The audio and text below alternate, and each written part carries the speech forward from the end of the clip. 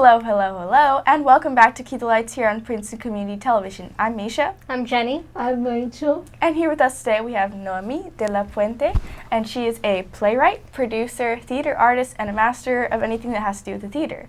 So, to get started, tell us something about what you do, and as we were just saying earlier, all the hats that you wear in the theater. Yeah. So I founded a small theater company in New York City. It's called Dramatic Question Theater. And when you found a small company and you're just starting out, you have to do a lot of the work yourself.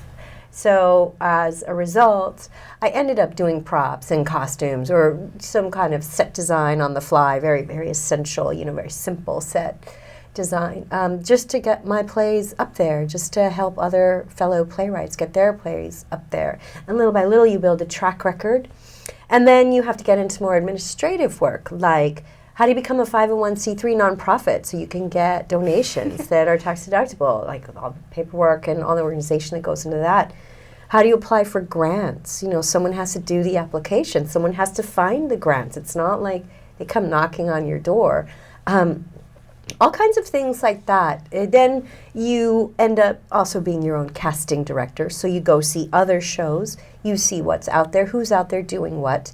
You learn what actors you like. Our theater company specializes in works by women and works by people of color. So typically our works feature those types of people in leading roles. So we are always on the lookout for women and for people of color to star in our plays. So you end up, canvassing, other small theater companies. And then you ask them, well, what was so-and-so like to work with? Were they good to work with? Were they not good to work with? So you end up doing a lot of that, organizing budgets, kind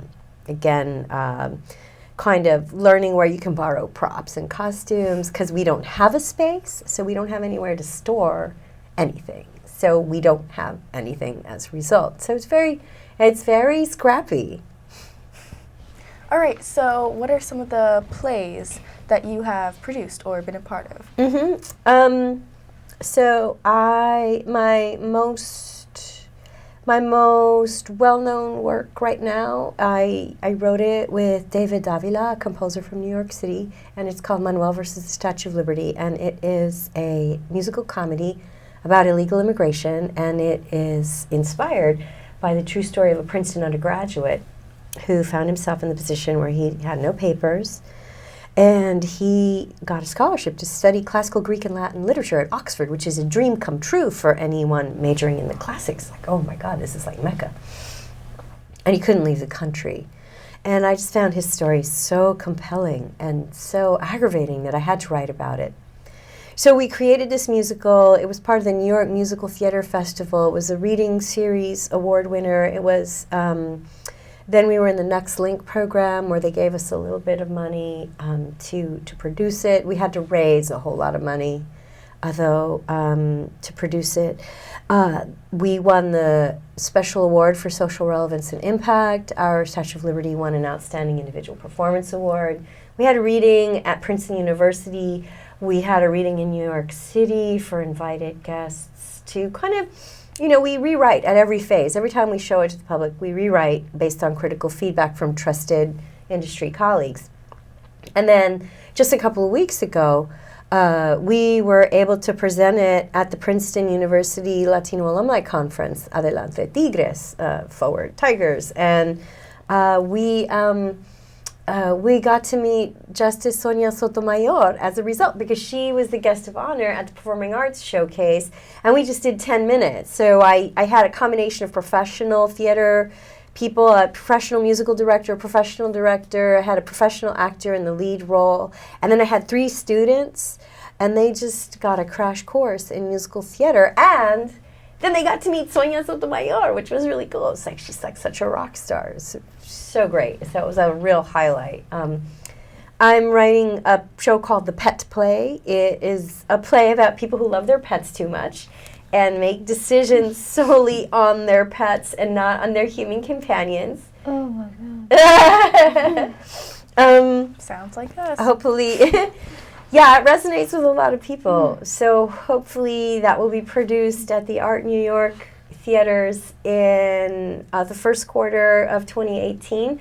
We haven't nailed down the dates yet because, again, we're negotiating with Art New York. When can they slot us in? Because we're producing actually 3 plays. My pet play is one, and then there's another one called In the Night, Everything is Equal, about a poor artist who's a cater waiter, and she crosses several social taboos in asking her rich high school chums for money for her nonprofit, which if you've ever had to do, it's really hard to ask people for money.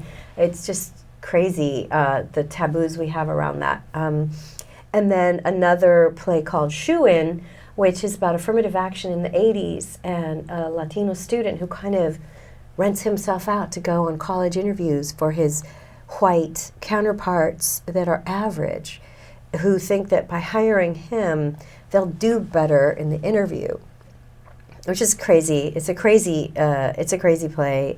My play is crazy because I have a cat puppet and a dog puppet in the play. And then In the Night, Everything is Equal is a little more serious. But, you know, in that one, the protagonist is female, written by a woman playwright. My play is written, you know, by me, obviously, female playwright. Shoe-In, Michael Mejia, so up-and-coming Latino playwright in New York City, who's also a founding member of Dramatic Question Theater, my small theater company. There's the Legend of Suicide Jack, which is kind of a feminist Western. It kind of takes the Western form and turns it on its head. It's a comedy about 2 sisters who one is pretty and the other is plain, and they're both very poor. And the options available to the pretty one and the options available to the plain one. And basically, the pretty one, and remind you, this is a comedy. The pretty one turns to prostitution to raise money. The plain one turns to robbing banks to raise money because they're trying to build a school for the brothel so that the ladies who work there and their children can at least get educated so they don't have to stay there. And they're shunned by the town, so they can't go to the regular school, so they have to build their own school. And there's like a lot of kind of Western cliche moments, except I've turned them on their head, like the mail order bride is actually the mail order groom from Ireland. And there's a kid who is a star witness in another train robbery. He's the only one who has seen this train robber alive, and he's a star witness being guarded by a federal marshal. He's this like little Asian kid from San Francisco.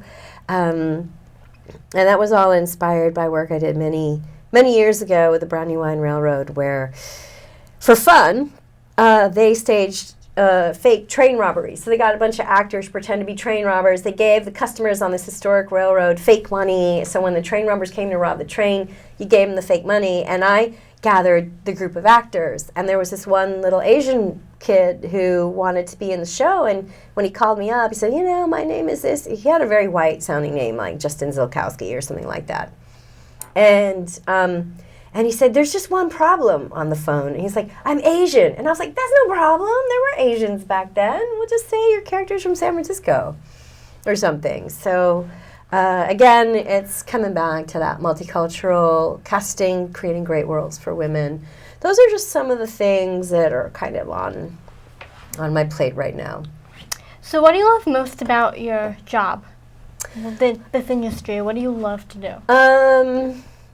I love connecting with audiences and having them get the work and be moved by the work and us reaching a common understanding. I love seeing epiphanies in people, and I love hearing people laugh. It's like a gift to give someone that release. So I really love that. It's, you know, it really is sometimes the most precious payment one gets. So, to get to the more technical side, yes. So you do all this work and then getting the funding, getting the cast, getting the space. Mm-hmm. What happens if no one or like very few people shows up? Do you still continue? Oh yeah. And that's every theater creator's nightmare, is that nobody's going to come see your show. And I have done many a show where there were 2 people in the audience or 1 person, and the show has gone on. If 1 person shows up, my policy is the show goes on. I don't care. The person came. They deserve to see a show. I don't care if, I would rather have it a full house because there's nothing worse than an empty theater seat in terms of sales because it expires. It expires faster than bread at the supermarket, You have to sell those tickets. But if you don't, you have to keep going. I mean, that cliche, the show must go on, is really true. Is really, really true. So, obviously, it's very tricky to work your way to the top in this kind of job. Has there ever been a moment when you thought to yourself, perhaps this is too hard, maybe I can't do it? All the time. Like every 3 months, every quarter, I think of it. At the end of every show, at the end of every play, I think, oh my God, how much longer can I do this? Is this really sustainable? Can I do it? I mean, I really, really want to, but there are a lot of sacrifices, and it takes a lot of time. And if I were to, I have paid out more of my own money in producing my shows than I have taken in. If I work for pay, I work for much less than the minimum wage, because if you take the number of hours I spend versus the amount of money I get, it just the simple mathematics. I figured out I get paid not even $1 an hour for how much I work. Like if I count the writing and all of the things I do, I get paid very, very little. So all the time. How do you figure out what to write and how to make a good play? Good plays have certain structural elements. They have interesting characters. They have action. They're not just a bunch of people just sitting around talking. People are doing things to each other. And there has to be a beginning, a middle, and an end. And you can test this in a play reading. If nobody claps at the end of your play, then your ending is not clear. Or if they clap before your play is over, then your play has 2 or 3 endings. And I have done that. I have made those mistakes. How you figure out what to write is very individual. That is something that cannot be taught. That passion for what really gets under your skin, what really moves you, what you feel compelled to share with the world. There's no way I could have predicted that this story about this undocumented Princeton undergraduate would move me so much, but it does. And so I keep working on that play, and I keep, against all odds, pushing that work out there in any way I can. But that passion is unteachable. The structure, the rules of playwriting, teachable. Passion, instinct, when to break the rules for a particular dramatic purpose or when to bend the rules, that is trial and error. Do a lot of play readings, but that's the best I can answer your question. There really are so many intangible personal things that go into it. So how did you first start this whole business? Was it something you've always wanted to do, or just kind of spur of the moment, you're like, I really love this?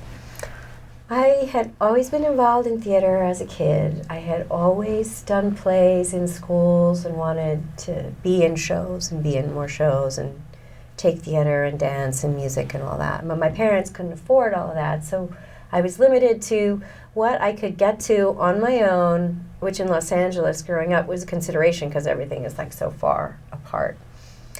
And I was forbidden from majoring in anything artistic in college. My parents just said no. Science or engineering. I think economics was the softest they would allow me to major in, So it wasn't until after I had left home and lived on my own, I had gone to graduate school. I got an undergraduate degree in engineering. I got a graduate degree in engineering. I worked in engineering for 5 years. And finally I was so miserable that I took a little time off. And in that time I just thought to myself, what would I do differently if I knew I was going to die next year? And my biggest regret was that I had not spent a lot of time doing, as much time as I wanted, doing theater and dance. And I was too old to have any kind of dancing, anything, aside from, personal enjoyment. So I began working on my own theater degree in the studios in and around New York City. So I was working a full-time engineering job and then commuting in and out of New York, taking classes in acting. And I looked at the Bachelor of Fine Arts degrees and the curricula that they had. And I pieced together my own BFA program. I took movement, I took voice, I took singing, I took dance, I took Shakespeare, I took scene study, I took all kinds of classes that I saw being offered to other formalized programs. And then I worked as an actress for a while. Then I wanted to go deeper, and because academia is sort of like bridge, every time you kind of have to keep bidding up in your suit.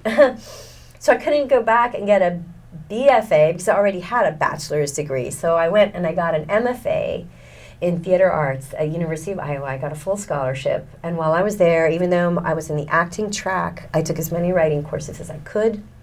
And I was the only actor in that program to write her own thesis role. And so I produced a play. And at one point I was like, oh my God, I'm going to flunk out because I'm going to flunk out of my acting program because I can't quite get it together enough to finish this play. And it was a play called Dolores de los Tiempos Pasados, which means Dolores of times in the past. And it was a very stupid choice of me to title a play completely in Spanish when most of it was in English. That was a bad move.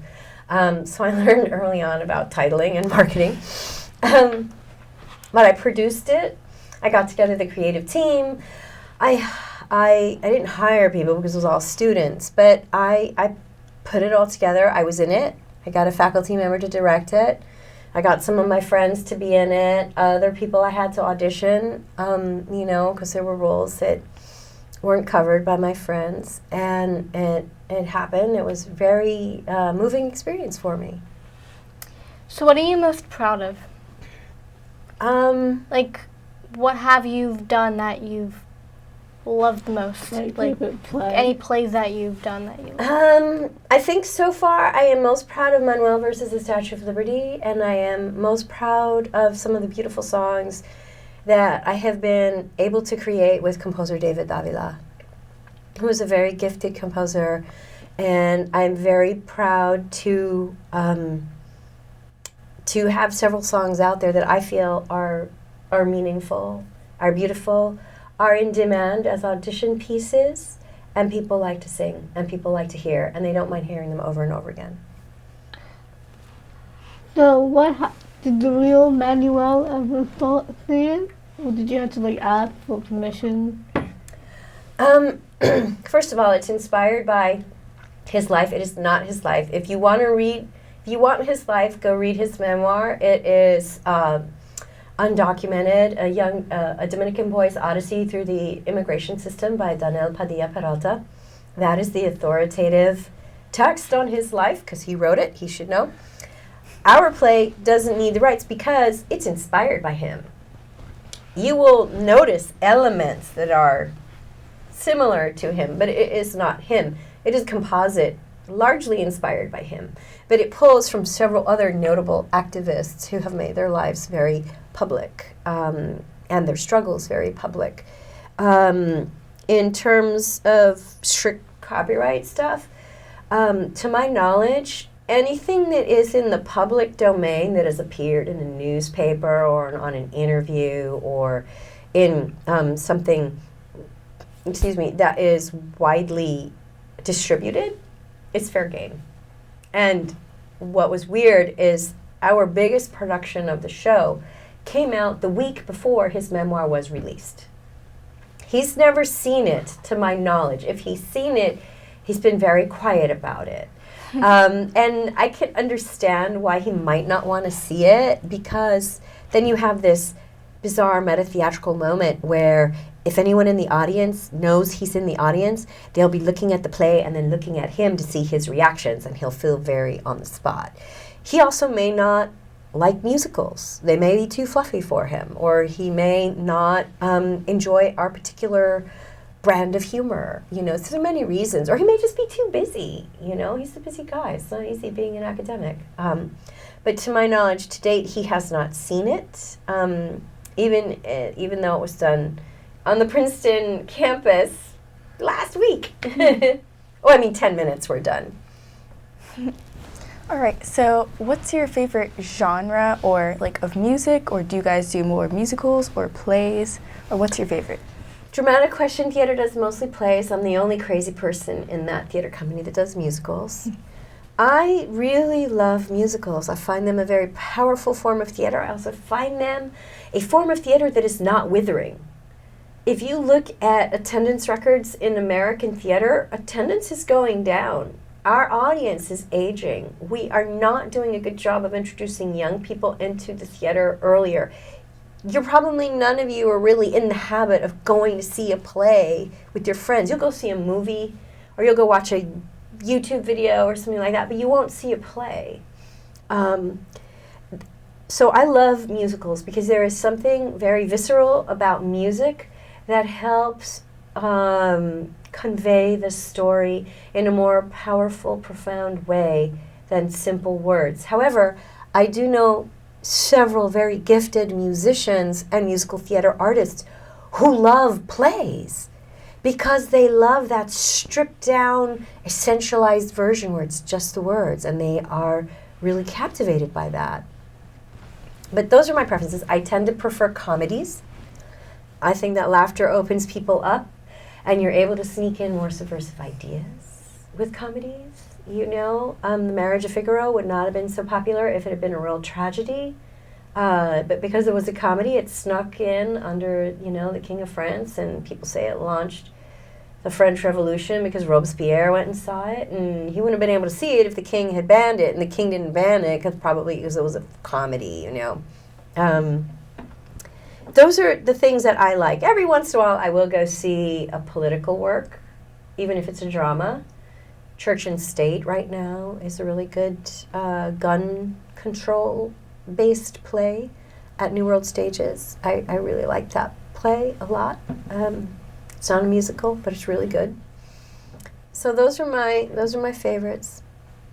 So in terms of like mentor texts or like other plays or well-known works that you look up to, what are some ones that you have drawn inspiration from, perhaps? Caroline or Change, a musical by Tony Kushner and Janine Tesori, brilliantly written. It takes place in the 60s with a black maid working for a Jewish family in the South. So there are many layers of hierarchy, discrimination, and struggle. And there's really beautiful relationship between Caroline and her daughter. Her daughter is a black activist, and Caroline is a black maid. And, you know, I just find their relationship, the music in it is really inspiring, the relationship is really inspiring. Even though it's serious, there's some humor in it. I like the way Carol Churchill plays with time and space and people, and the presence of historical figures in modern contexts. I love In the Heights, Hamilton, super contemporary, wonderful Latino powered storytelling. I love the larger gesture of Hamilton, which is to cast it in a very multi-ethnic way, speaking to the demographics of America and speaking to the immigrant population, grafting today's immigrant faces on the immigrants and the change makers of yesteryear, of our founding fathers. What else has really, really moved me? I loved the Deaf West production of Spring Awakening, because I felt it was a wonderful way to reimagine the piece and have leading actors have their soul embodied on stage in the form of a deaf actor, and their and then their physical counterpart. And I just thought that was very imaginative. I'm inspired by Anne Bogart and her work in The Viewpoints. I'm inspired by some of the devised work techniques that we see. I mean, DQT is very traditional playwright-driven theater, but there's a lot to learn from the way collaborators gather together. They pull their inspirations and they devise new pieces of theater. Sorry, I have a cold. Well, actually, we all met in acting class. So Wow. Yeah. that's how we sort of became Yeah. friends. Great. It's just been kind of, a crazy journey. Like, we met each other, we didn't really talk to each other at all. And all of a sudden, Then you went one on a TV day- show, and Yep. then with your having your own show, teen talk show. And that's why, like, we like to interview some people, at the arts, because it's very close to us, especially like our Yeah. friendship. So, Yeah. since we are all women and we have some interest in acting, Yes. how do we, or if anyone else wants to, come to a casting or something? Well, by equity rules, we're supposed to publish our casting calls on AEA on the call board. You can look through Backstage. We'll often put ad in Backstage. We'll put an ad in Playbill online. It helps to know someone in the theater company. It helps to know a writer in the theater company. It helps if you're an actor. How? Sorry. It helps to be generous to the playwright and volunteer for readings and go to the theater company's things. These are just kind of general principles. Volunteer at a theater company. It's obviously easier if the theater company has its own proprietary space, because then there's a physical plant to maintain and you can help out with that. But it's really who knows you, who knows your work, who trusts your work. In general, I recommend if you're going to pursue acting, you move close to where you want to be employed. Like if you want to pursue it in Philly, you move close to Philly. If you want to pursue it in New York, you move to New York. If you want to pursue it in Chicago, you move to Chicago. I do not recommend commuting. It's very hard. And actors have to be available like at the drop of a dime. And you have to audition. So if you have to commute, that means you have to take all that time to get there for a 15-minute audition and then come back. It's much easier to fit it in if you're there already. Wow. So, I don't know if you guys have any questions about anything else? No? Well, it's been wonderful having you here. It's going to be a wonderful addition to all of our interviews. Thank you. And I really hope that our viewers will enjoy it, and I'm sure they will, and that they draw a lot of experience for it, especially like people interested in the arts like we are. Yeah, I'm happy to sidebar with you guys. Thank you. That was a great interview. All right. Bye, guys.